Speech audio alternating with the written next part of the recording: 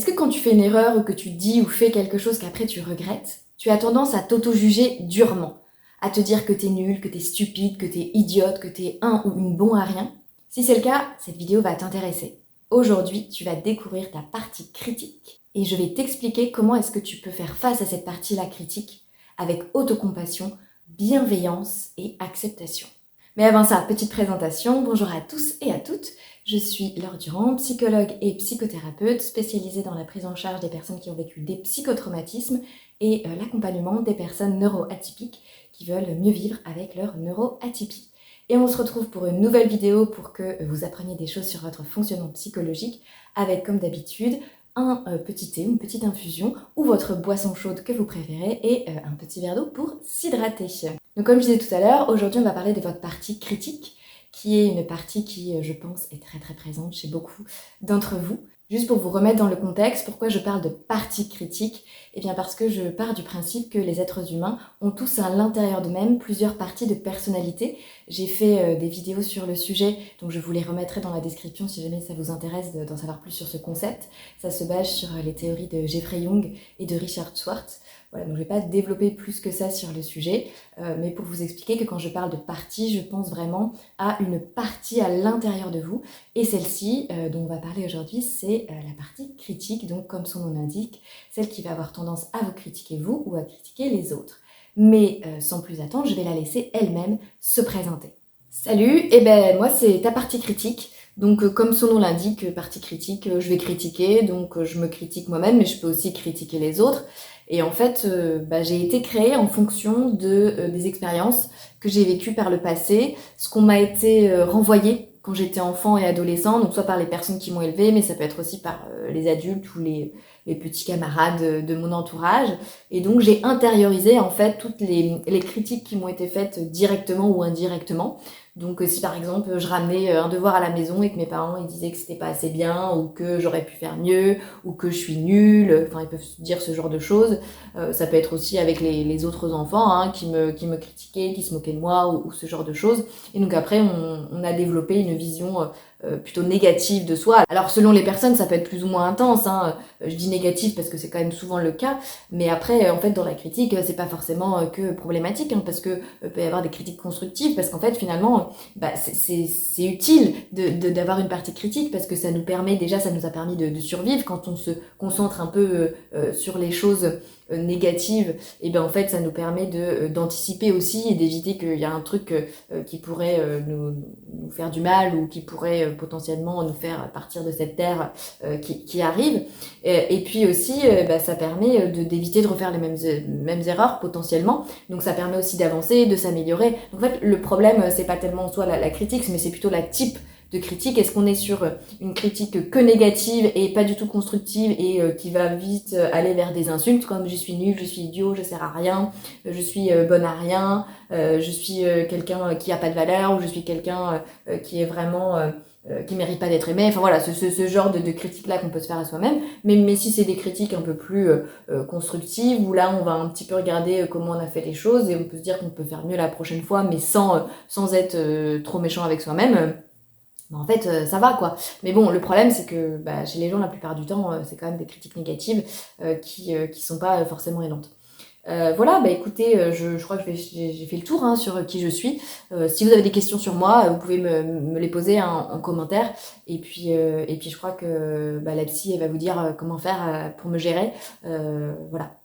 Merci beaucoup, partie critique. C'est vrai que je rejoins ce qu'elle dit, on a tendance parfois à la diaboliser, la partie critique, alors qu'en fait, si elle est là, c'est aussi qu'elle a son utilité et qu'elle a eu ses raisons. Elle ne s'est pas créée toute seule. Et c'est avec cette idée, vous voyez la transition, là j'ai bien fait les trucs smooth aujourd'hui, c'est avec cette idée que je vais introduire le concept phare du jour qui est l'autocompassion. Donc pour l'autocompassion, je vais me baser essentiellement sur les travaux de Kristen Neff, et aussi sur la thérapie d'acceptation et d'engagement. Et donc là, je pense aux auteurs comme Ruth Harris et Stephen Hayes. À nouveau, je vous mets à chaque fois dans la description mes sources. Et si vous voulez avoir plus d'informations sur ces personnes-là, je vous invite à faire vos propres recherches. Et sinon, je peux faire des vidéos un peu plus spécifiques, notamment là sur la thérapie d'acceptation et d'engagement, si jamais ça vous intéresse. Donc n'hésitez pas à me le dire en commentaire. Et puis, tant que j'y suis, je vous invite aussi à vous abonner si le contenu vous plaît et à le partager autour de vous. Mais revenons à nos moutons, qu'est-ce que c'est que l'autocompassion ?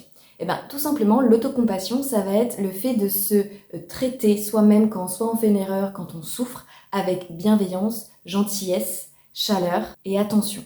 C'est-à-dire que quand il y a quelque chose qui se passe dans votre vie qui peut être difficile, ou quand vous dites ou vous faites quelque chose que vous regrettez, ou vous avez fait une erreur, eh bien si vous êtes autocompassionné, vous allez vous traiter avec douceur. Et donc là, vous voyez le lien avec la partie critique, puisque la partie critique, ça va être plutôt l'inverse. La partie critique, elle va plutôt avoir tendance à vous juger, à vous dire des choses négatives sur vous, à pas être très sympa. Donc l'idée, c'est qu'on va vouloir traiter ces moments-là de votre vie avec autocompassion, en travaillant avec la partie critique, parce qu'on ne veut pas la supprimer totalement ou on ne veut pas la renier, parce que c'est une partie de vous qui est importante à prendre en compte, et on va aussi la traiter avec autocompassion parce que, à nouveau, si elle est là, c'est qu'il y a une raison, et tout le discours intérieur que vous allez avoir sur vous, ça dépend de tout ce que vous avez vécu avant, et vous n'avez pas choisi de vivre tout ça dans l'enfance et à l'adolescence. Pour résumer ce concept d'autocompassion dans sa définition, on peut utiliser la phrase « Je vois que tu souffres, tu comptes pour moi et je veux t'aider ». Ça, c'est peut-être des choses que vous avez déjà dit à d'autres personnes. Et là, on retrouve la dimension compassion. Mais vous l'avez sûrement remarqué, les êtres humains, ils se traitent beaucoup moins bien eux-mêmes qu'ils traitent leurs amis ou leurs proches. Donc là, on va essayer d'inverser un petit peu cette tendance aujourd'hui avec cette vidéo. Et je vais vous donner des petits tips, des petits exercices pour vous traiter avec autocompassion et ne plus être dur avec vous-même d'une manière qui serait pas constructive. Une des personnes qui a beaucoup étudié l'autocompassion, c'est Kristin Neff, donc je vous ai évoqué un petit peu tout à l'heure. Elle est chercheuse et psychologue, et en fait, elle a théorisé 3 différentes dimensions principales de l'autocompassion. Donc la première, c'est la bienveillance et la douceur qu'on peut avoir par rapport à soi-même. C'est de se parler avec bienveillance, avec douceur, plutôt que d'être dans un jugement autocritique sévère. Et donc là, on est dans l'opposé de je suis nulle, je suis idiote, je vaux rien, je sers à rien. On va être plutôt dans j'accepte mes limites, j'accepte mes vulnérabilités, j'accepte mes défauts, avec bienveillance, compréhension et indulgence. Et donc là, ça va être de quand vous vivez quelque chose de difficile ou quand vous faites une erreur, plutôt que de vous autoflageller et vous dire des choses négatives sur vous, ça va être de vous réconforter, de vous apaiser et de valider votre propre expérience. Vous inquiétez pas, je vous donnerai après des petits exercices ou des choses que vous allez pouvoir faire pour réussir tout ça, mais déjà je vous donne les concepts un peu plus théoriques. Ensuite, deuxième dimension de l'autocompassion que Kristin Neff a théorisée, c'est l'humanité commune. En gros, ça veut dire qu'on va reconnaître qu'on fait partie des autres êtres humains et que l'imperfection, la souffrance, les erreurs, ça fait partie de toute expérience humaine et que vous n'êtes pas seul à vivre ça, qu'il y a d'autres personnes qui vivent aussi ça et que c'est entre guillemets normal. C'est vraiment normaliser cette souffrance, normaliser les erreurs et normaliser les défauts ou la vulnérabilité. Et donc en fait, ça va être de pouvoir remettre les choses dans son contexte et de se rappeler que votre expérience, bien qu'elle est unique parce que c'est vous seul qui la vivez, mais vous n'êtes pas seul à vivre ce genre de sentiments, d'émotions ou à avoir ce genre de difficultés dans la vie. Et donc là, ça peut être de vous dire une phrase, ce qui est en train de m'arriver, c'est douloureux, c'est difficile, mais c'est humain, ça fait partie de l'expérience humaine. Et troisième dimension, c'est la pleine conscience. Vous avez peut-être déjà entendu parler de ce concept. Tout simplement, la pleine conscience, c'est cette capacité à observer l'instant présent. Donc ça va être vraiment de pouvoir observer ses pensées, ses émotions, ses comportements. Donc on est dans l'auto-observation de soi et de faire ça sans jugement. Et c'est ça qui est vraiment important à retenir dans la pleine conscience, c'est que j'observe ce qui se passe à l'intérieur de moi, sans jugement, mais avec curiosité. En fait, je suis curieuse, je suis ouverte à mon expérience pour essayer de voir un petit peu qu'est-ce que je ressens, qu'est-ce que je pense et qu'est-ce que je suis en train de vivre en ce moment. Donc on pourrait le résumer avec cette phrase, la conscience et l'acceptation de l'instant présent. Et donc là, ça fait le lien avec un autre concept qui est l'acceptation, qui n'est pas toujours forcément très bien compris, parce que souvent les personnes, quand elles entendent acceptation, elles ont peut-être l'impression qu'on parle de résignation, mais c'est pas du tout l'idée. L'acceptation, c'est un processus, c'est une attitude qui consiste à s'ouvrir à ses expériences intérieures, donc les pensées, les émotions, ses sensations, ses souvenirs, et c'est leur permettre d'être telles qu'elles sont, de vivre telles qu'elles, sans lutte contre elles. Le socle de l'acceptation, c'est ce verbe permettre, s'ouvrir à notre expérience, sans lutter contre, même si c'est inconfortable, même si c'est douloureux. Donc vraiment l'acceptation, c'est cette décision consciente ou pas consciente de ne pas lutter contre ce qui se passe à l'intérieur de toi. Et pour qu'il y ait acceptation, il faut qu'il y ait d'abord pleine conscience, parce qu'il faut d'abord pouvoir observer, identifier ce qui se passe à l'intérieur de nous. Donc pour résumer et bien différencier les deux, la pleine conscience, ce serait la capacité à s'auto-observer, et l'acceptation, ce serait cette attitude de décider de ne pas lutter contre ce que j'observe. Et donc là, la définition que je vous ai donnée de l'acceptation, c'est la définition de Ruth Harris. Ok, donc maintenant que vous comprenez mieux qu'est-ce que c'est que la partie critique, qu'est-ce que c'est que l'autocompassion, qu'est-ce que c'est que l'acceptation, je vais vous donner quelques petits exercices à reproduire, à faire chez vous dans votre vie de tous les jours pour vous aider à développer ça, cette autocompassion par rapport à votre partie critique, potentiellement aussi par rapport à vos émotions. Donc là, vous avez vu, je vous ai parlé à la fois de l'accueil des pensées et de l'accueil des émotions, sachant que ça va toujours ensemble. Donc on a commencé la vidéo sur plutôt les pensées de votre partie critique, mais c'est aussi des choses qui peuvent être potentiellement applicables pour les émotions. Et si jamais ça vous intéresse d'en savoir plus sur comment réguler ses émotions, reprendre un peu la maîtrise sur ses émotions quand elles sont intenses, et le faire avec autocompassion et bienveillance, je fais un cours de psychologie sur les émotions en ligne qui aura lieu dimanche prochain, le 28 septembre. Donc je vous mets les informations en description si vous voulez vous inscrire, réserver votre place. Et si vous regardez cette vidéo après que le cours ait lieu, sachez que j'enregistre toujours mes cours, donc vous pouvez aussi vous procurer le replay après le cours. Voilà, donc je vous mets tout ça en description. Donc premier exercice que je vais vous proposer, c'est de vous traiter comme si vous traitiez un ami à vous. Comme on disait tout à l'heure, on va avoir tendance à plutôt mieux traiter nos amis que nous-mêmes. Et donc là, l'idée, c'est d'imaginer que ce que vous êtes en train de vivre, la situation que vous êtes en train de vivre, c'est un ami qui la vit. Et il vient vers vous pour vous demander des conseils ou pour vous demander de l'écoute, tout simplement. Et qu'est-ce que vous diriez à cet ami pour l'aider? Et donc, vous allez répéter ça, le dire à voix haute, l'écrire aussi, ça dépend si vous préférez écrire ou parler. Et donc, vous vous dites comme si vous parliez à un ami et ensuite vous le dites à vous-même. Donc, c'est se poser la question, si ma meilleure amie, si mon conjoint, ma conjointe était en train de vivre ça, qu'est-ce que je lui dirais? Est-ce que je lui dirais « Ah, t'es vraiment nul, tu sers à rien » ou est-ce que je lui dirais quelque chose de plus compassionné? Il y a de grandes chances qu'à mon avis, c'est quelque chose de plus compassionné. Et donc cet exercice-là, il fait partie de la catégorie être bienveillant avec soi-même. Et pour être bienveillant avec soi-même, vous pouvez aussi écrire une lettre. Écrire une lettre à cette partie de vous qui est en douleur, à cette partie de vous qui a fait une erreur ou qui est en difficulté actuellement. Et de le faire avec bienveillance et autocompassion. Avec être bienveillant avec vous-même, vous vous parlez avec gentillesse, avec attention. Vous donnez des messages de soutien, de compréhension. Et vous pouvez partir de la question... Puis-je me traiter gentiment? Comment est-ce que je peux me traiter gentiment? Qu'est-ce qu'il faudrait que je fasse, que je me dise pour me traiter avec autocompassion, avec bienveillance? Et donc ça peut passer aussi par des actions que vous allez faire qui vont vous permettre de vous traiter de cette manière-là. C'est pas forcément que des paroles.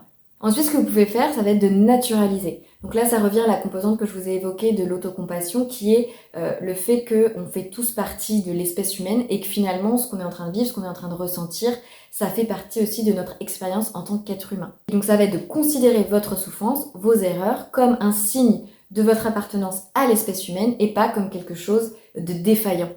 Et donc ça va être de vous dire des phrases comme « tout le monde fait des erreurs »,« c'est normal de faire des erreurs »,« c'est aussi en faisant des erreurs qu'on apprend ». C'est quelque chose que j'ai en commun avec tous les êtres humains, tout le monde souffre parfois. Troisième chose que vous pouvez faire aussi, c'est désamorcer votre critique intérieure. Et donc pour ça, ça va être de mettre de la distance entre vos pensées et vous-même. C'est-à-dire que vos pensées ne vous définissent pas, ce n'est pas votre identité.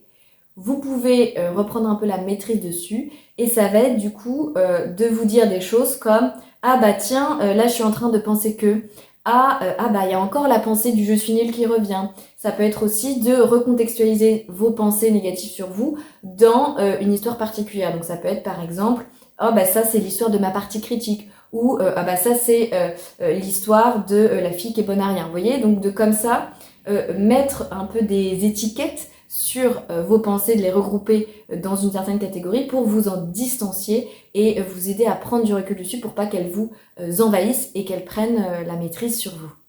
Et enfin, quatrième chose que vous pouvez faire, ça va être de reconnaître votre souffrance. Et donc là, comme je vous ai donné des exemples plus tôt, ça va être de identifier, de nommer vos pensées et vos émotions. Au lieu d'éviter ces ressentis, ça va être de les accueillir. Et donc là, on retrouve toute la dimension acceptation, pleine conscience. Et pour ça, vous pouvez vous dire des phrases. En ce moment, je suis en train de ressentir cette douleur-là. je suis en train de ressentir cette émotion-là, je suis en train de penser cette pensée. C'est vraiment difficile ce que je vis en ce moment. Donc c'est reconnaître votre expérience interne. Voilà, je pense que je vais m'arrêter là pour aujourd'hui. Ça fait déjà pas mal de choses. L'approche que je vous ai partagée aujourd'hui, c'est aussi l'approche que j'ai dans mes psychothérapies. Et vraiment, quand on va travailler sur tout ce qui est pensée, émotion, comportement, on travaille toujours sur le développement de cette autocompassion, de l'acceptation, de cette bienveillance qu'on peut avoir avec soi-même. Donc là, je vous ai donné des petits exercices à faire. Après, selon les personnes, ça va être plus difficile. Il faut faire un travail plus en profondeur parce qu'il y a des personnes qui ne se permettent pas d'être dans la bienveillance avec eux-mêmes. Et ça peut être lié aussi à des traumas vécus ou à des choses difficiles qui ont été ressenties, vécues par le passé. Donc voilà, si vous sentez qu'il y a besoin de faire un travail plus en profondeur, vous pouvez aller consulter quelqu'un, n'hésitez pas. Je mets à chaque fois dans ma description des liens pour qu'on puisse échanger. J'ai un appel gratuit pour qu'on puisse échanger, voir si ma pratique pourrait vous correspondre. Mais en tout cas, là, avec cette vidéo, ça vous donne déjà un peu une vision de ce que vous pouvez faire par rapport à vos pensées et vos émotions. Et puis, je vous invite vraiment à pratiquer tout ça. Voilà, et ben écoutez, je vais vous souhaiter une très belle soirée, journée, je ne sais pas quand est-ce que vous regardez cette vidéo. Et puis si jamais vous avez des questions, n'hésitez pas aussi à me dire en commentaire, dites-moi aussi ce que vous pensez de ces vidéos, si c'est pertinent, si c'est utile pour vous, ça me ferait très plaisir aussi de vous lire.